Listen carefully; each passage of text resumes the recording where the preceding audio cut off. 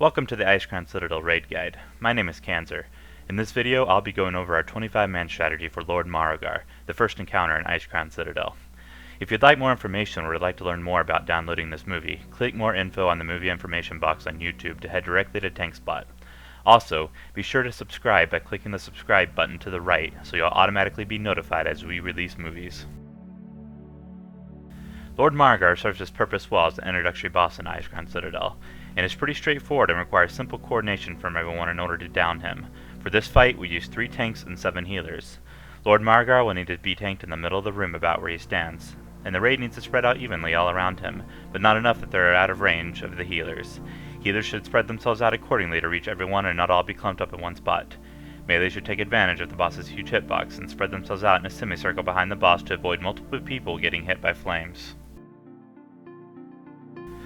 There are 3 distinct abilities to keep in mind during this phase. First off, Lord Marrowgar does an attack called Saber Lash. This does 300% of his normal melee attack damage and spreads it between the tank and the 2 closest people to him, and prevents them from being impaled by Bonespite Graveyard.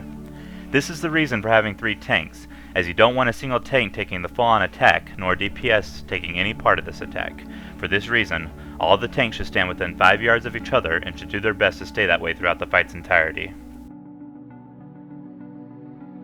The second ability to be aware of is called Cold Flame. Marrowgar will occasionally spit out lines of fire that target a particular player and move in a straight line towards that player until gone.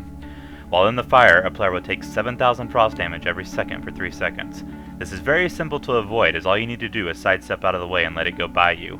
Melee should pay particular attention to this, as they can find a fire right on top of them at any given time. Despite being flames, they do frost damage, so it's a good idea to run Frost Protection Aura or a Totem. Finally, Lord Marrowgar performs an attack called Bonespite Graveyard. What this does is impales 3 random raid members and traps them into one of these graveyards. These graveyards deal 10% health per second in damage, as well as immobilizes whoever gets hit. So they need to be broken out of immediately before a flame overwhelms them or they die from the tick in general.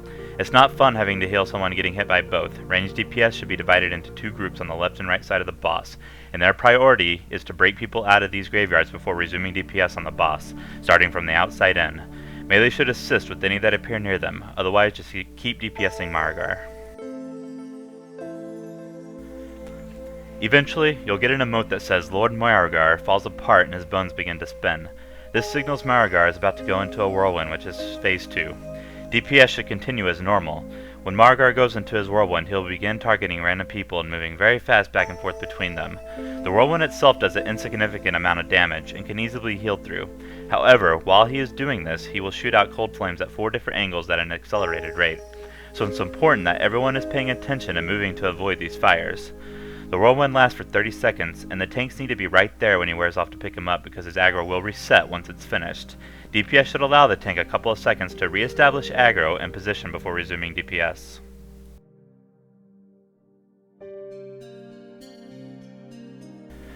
Once the Whirlwind is done, he goes back to normal and it's simple rinse and repeat until he's a pile of bones at your feet. All in all, this is a simple encounter that requires basic movement, positioning, and proper placement to get through. As long as everyone performs as they should, you shouldn't have much trouble. Thanks for watching this movie. As always, feel free to ask questions or add suggestions either on YouTube or in the strategy thread on TankSpot.com. Also, TankSpot donors can download all of these movies in high definition directly from our servers. Click the second link in the movie information box to learn more.